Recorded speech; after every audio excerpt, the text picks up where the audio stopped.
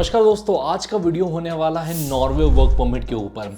Norway पर इसलिए video बना रहा हूँ कि मैं देख रहा हूँ काफ़ी टाइम से IT specialist, engineers in oil and gas industry, seasonal worker जो मूव होते जा रहे हैं नॉर्वे में। और अभी हाल ही मैंने जो है कुछ वर्क परमिट्स देखे हैं नॉर्वे के, तो मैंने सोचा क्यों ना एक डाइव डीप डिटेल्ड वीडियो बनाया जाए, जिससे आप अगर नॉर्वे मूव होना चाहते हो तो आपको काफ़ी हेल्प मिलने वाली है। इस वीडियो में हम कवर करने वाले कि आपको क्यों नॉर्वे मूव होना चाहिए, कौन कौन सी वैकेंसीज है जहाँ पर वर्क परमिट लगना आसान है, कौन कौन से जॉब वेबसाइट से अप्लाई कर सकते हो, जॉब कैसे अप्लाई कर सकते हो मेरी कंप्यूटर स्क्रीन पर बताऊंगा, और जॉब मिलने के बाद जो प्रोसेस होती है step by step work permit की वो भी बताने वाला हूं, और वीजा कैसे लगने वाला है, सारी चीजें मतलब A to Z जो चीजें आपको जानना जरूरी है वो आज आपको इस वीडियो में मिलने वाली है। नॉर्वे, जिन लोगों को नहीं पता दोस्तों, नॉर्वे एक स्मॉल नेशन है नॉर्दर्न यूरोप के अंदर, जो कि फिनलैंड, स्वीडन और रशिया से सराउंडेड है। एस्थेटिकली बहुत ज्यादा ब्यूटीफुल है नॉर्वे। अगर आप उसके पिक्चर्स भी देखोगे, वीडियोस भी देखोगे तो आपको ऐसे ही पता चल जाएगा। और नॉर्वे की जो करेंसी वो नॉर्वेजियन क्रोन है, बट वीडियो में मैं जो है यूरो को ज़्यादा रेफरेंस लेने वाला हूँ क्योंकि यूरो एक थोड़ा सा इजी होता है अंडरस्टैंड करने के लिए। सो क्यों मैं वीडियो बना रहा हूँ, क्यों आपको मूव होना चाहिए Norway. The first and the foremost reason is the high salaries guys. यहाँ पर नॉर्वे में आपको जो है पर आवर वर्क करने का 20 यूरोस पर आवर मिलता है, और in a week you can work 40 hours. तो 40 आवर्स को अगर आप 4 वीक से मल्टीप्लाई करोगे तो इन अ मंथ 200 आवर्स होते हैं। तो जब 200 आवर्स को आप 20 से मल्टीप्लाई करते हो तो you get 4000 euro salary, and 4000 euros is the basic salary that Norway offers. और इसका अगर इंडियन रुपीज़ में करेंगे तो around 3.5 lakh rupees per month आता है। So this is huge. जितनी भी नॉर्डिक कंट्रीज है, आप कह लो फिनलैंड, स्वीडन, नॉर्वे, डेनमार्क, ये सारी कंट्रीज में सैलरीज आपको एक लेवल से मिलेगी। ये कहीं ना कहीं लग्जमबर्ग और नीदरलैंड से ये भी मैच करती है। सैलरीज से आपको कॉम्प्रोमाइज़ नहीं करना पड़ेगा। और यहाँ पर अगर टैक्सेशन की बात करें तो स्क्रीन पर भी देख पा रहे होंगे कि अगर आपकी सैलरी जो है 5 लाख क्रोना होती है पर मंथ, तो आपका जो टैक्सेशन वो बनता है करीबन 24-25% के आसपास बनता है। So the range of taxation is also from 25% to 35%। So this is the bracket. तो इसीलिए high salaries is one of the reason कि आपको नॉर्वे मूव होना चाहिए। सेकंड, यहाँ का अनएम्प्लॉयमेंट रेट इज काफी लो, विच इज 3 to 4%। ऐसी काफी कम कंट्रीज है जिनका अनएम्प्लॉयमेंट रेट बिलो 5% होता है, and Norway is one of them. And you know Norway में आपको डिपेंडेंट वीजा भी मिलता है कि आप आपके वाइफ और आपके बच्चों को भी लेकर आ सकते हो। एक और खास बात यह कि यहाँ का जो visa ratio is too good, तो वीजा लगने में भी आपको कोई प्रॉब्लम नहीं आनी। ये कुछ चंद रीजन थे जिससे मुझे लगता है कि एज अ फॉरेनर आपको नॉर्वे मूव होना चाहिए। हालांकि नॉर्वे ऐसी लाइफ ऑफर करता है जो एक ड्रीम लाइफ होती है। यहाँ पर जो work life balance, working environment है वो काफी ज्यादा अच्छा है। तो इन चीजों में तो नॉर्वे बेस्ट आता है। जितनी भी नॉर्डिक कंट्रीज वो सारी ही इन टर्म्स में बेस्ट होती है। अब बात कर लेते हैं हम कि यहाँ पर टाइप्स ऑफ वर्क परमिट कौन कौन से। तो मेजरली 2 टाइप्स होते हैं। पहला होता है स्किल्ड वर्कर और दूसरा होता है सीजनल वर्कर। तो स्किल्ड वर्कर में क्या होता है कि आपके पास कोई बैचलर डिग्री होनी चाहिए, तब जाके आप इस कैटेगरी में जो है वर्क परमिट के लिए एप्लीकेशन कर सकते हो। जनरली इस फील्ड में जो है आईटी स्पेशलिस्ट हो गए, इंजीनियर्स हो गए, ये एप्लीकेशन करते हैं। अगर इसके अलावा देखा जाए तो अगर आपके पास बैचलर डिग्री नहीं है और अगर आपके पास लॉन्ग एक्सपीरियंस है एक किसी सर्टेन इंडस्ट्री में, तो भी आप जो है स्किल्ड वर्कर कैटेगरी में लगाकर वीजा आ सकते हो। सेकंड होता है seasonal work visa. Seasonal work visa में क्या होता है कि आपके पास कोई 6 मंथ्स का काम होता है, कोई 9 मंथ्स का काम होता है, तो उस केस में आप जो है वीजा लगाकर आते हो।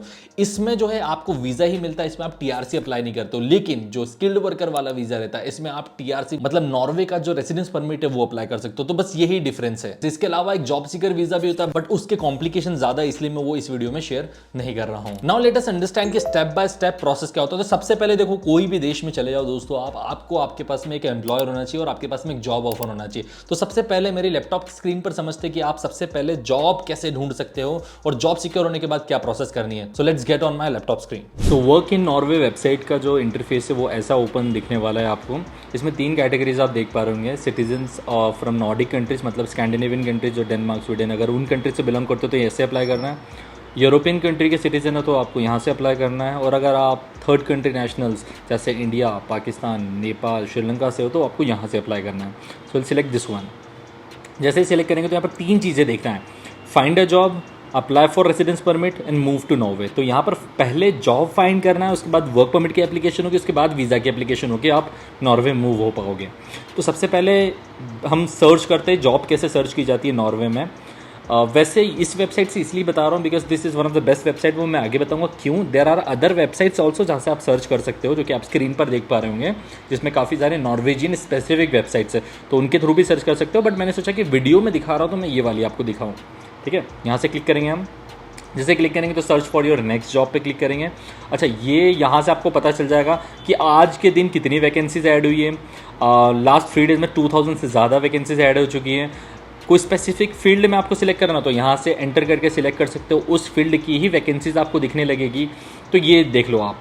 अच्छा, अभी हम फॉर एग्जांपल ये आज न्यू टुडे में किंडरगार्टन की वैकेंसी आई, तो चलो किंडरगार्टन टीचर की हम लोग कर लेते हैं, ठीक है। अगर आप कोई टीचर हो तो आप इस जॉब के लिए अप्लाई कर सकते हो।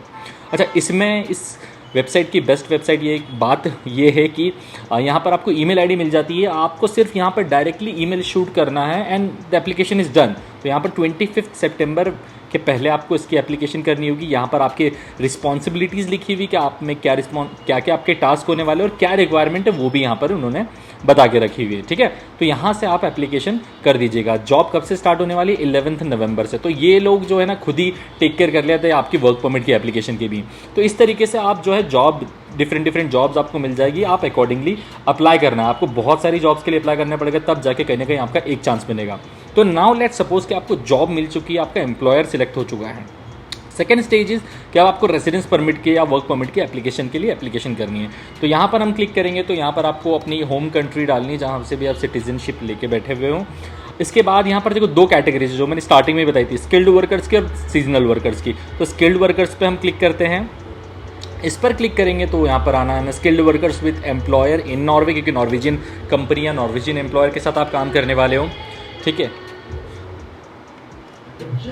अब जो है यहाँ पर आपको देख पा रहे होंगे एप्लीकेशन फीस जो है इसकी अराउंड 50,000 रुपीज़ की होती है। इसके अलावा ये सारी नॉर्मल इन्फॉर्मेशन है जो आप पढ़ लोगे तो आपको पता चल जाएगा। हम इंटरेस्टेड है हाउ टू अप्लाई वाले सेक्शन में, ठीक है। हाउ टू अप्लाई सेक्शन में यहाँ पर आपको ऑथोराइज करना पड़ेगा आपके एम्प्लॉयर को to apply on your behalf. तो येस कर देंगे हम। येस करने के बाद यहाँ पर पूछता है म्यूनसिपालिटी की किस लोकेशन पर आप वर्क करने वाले हो। तो यहाँ पर हम अभी तो for now Oslo which is capital of Norway वो ऐड कर देते हैं। इसके आगे जाएंगे तो यहाँ पर स्टेप्स लिखी हुई है। पहले क्या करना पड़ेगा, इलेक्ट्रॉनिक एप्लीकेशन फिल करनी पड़ेगी। एप्लीकेशन फिल करने के बाद एक ईमेल सेंड करना पड़ेगा, उसके बाद डॉक्यूमेंट्स अपलोड करने पड़ेंगे और जैसे ही अप्रूवल आ जाता है उसके बाद आप आपकी होम कंट्री में वीज़ा अप्लाई करोगे। डॉक्यूमेंट्स क्या क्या लगने वाले हैं ये चेकलिस्ट से पता चल जाएगा हमें। यहाँ पर ये स्क्रीन पर आप चेकलिस्ट देख पा रहे होंगे। ये सारे डॉक्यूमेंट्स हमें चाहिए रहेंगे at the time of application. Major documents जो होते हैं वो आते हैं आपका invitation letter, employment contract, accommodation proof, medical insurance और PCC. PCC is also called as no criminal record.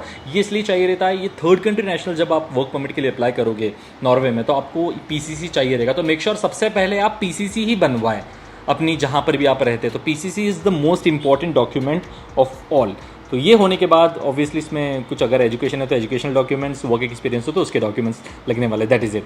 ये जैसे ही कंप्लीट हो जाता है फिर थर्ड स्टेप जो आती है, सेकंड स्टेप जो आती है वो मतलब डॉक्यूमेंटेशन कंप्लीट करने के बाद सेकंड स्टेज जो आती है वो एप्लीकेशन फॉर्म फिल करना है।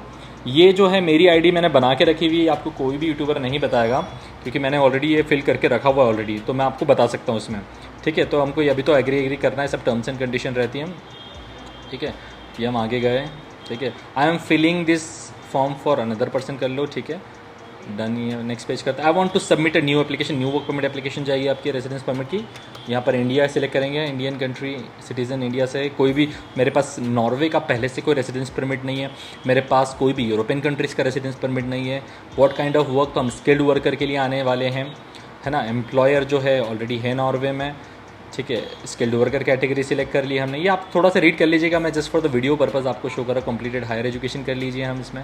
नेम वगैरह एंटर करेंगे तो यहाँ से मेरा बताने का मतलब ये है, ऑब्वियसली लंबी एप्लीकेशन है, कि यहाँ से आप देख सकते हो वो आपका एजुकेशन डिटेल्स, आपकी वर्क डिटेल्स, आपका मैरिटल स्टेटस, आपका travel, passport, ID, who hands in the documents, ये सब सबमिट करना पड़ेगा। डॉक्यूमेंट्स सबमिट करने पड़ेगा। डॉक्यूमेंट्स भी बता दिए कौन कौन से चाहिए रहेंगे, CV एंड ऑल, मैं जो आपको स्टार्टिंग में बता चुका हूँ। और फिर आपके यहाँ से समरी रिलीज़ होती है। जैसे ही ये सब कुछ फील हो जाता है आपका, मैं बैक चलता हूँ वापस से, ये कंप्लीट सबमिट जैसे ही कर देते हो आप, एक मिनट ये रहा यहाँ पर UDI। अब आपको एप्लीकेशन हैंड इन करनी है, डॉक्यूमेंट इन पर्सन, और सबमिट करने देंगे। और इस तरीके से ये एप्लीकेशन सबमिट होती है।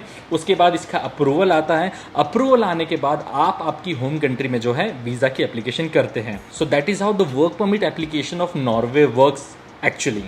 सो इस तरीके से दोस्तों आप ये वर्क परमिट की एप्लीकेशन कर सकते हो और वीज़ा की एप्लीकेशन कर सकते हो आपकी होम कंट्री में। और ये सबसे मेजर डॉक्यूमेंट्स है। इसमें सबसे इंपॉर्टेंट जो होने वाला है वो आपका पीसीसी होने वाला है। तो मेक श्योर कि आपके पास पीसीसी पहले से ही रेडी हो। किसी भी वर्क परमिट, सीजनल हो गया हो या फिर स्किल्ड हो गया हो या फिर कोई सा भी वर्क परमिट आप अप्लाई कर रहे हो नॉर्वे का, उसमें आपके पास पीसीसी होना काफ़ी ज़रूरी है, स्पेशली अगर आप थर्ड कंट्री नेशनल से आते हो तो नाउ ये तो क्लियर हो गया कि यार नॉर्वे क्यों मूव होना चाहिए, प्रोसेस कैसे वर्क करते हैं। लेकिन इसके कुछ ड्रॉबैक्स भी है दोस्तों।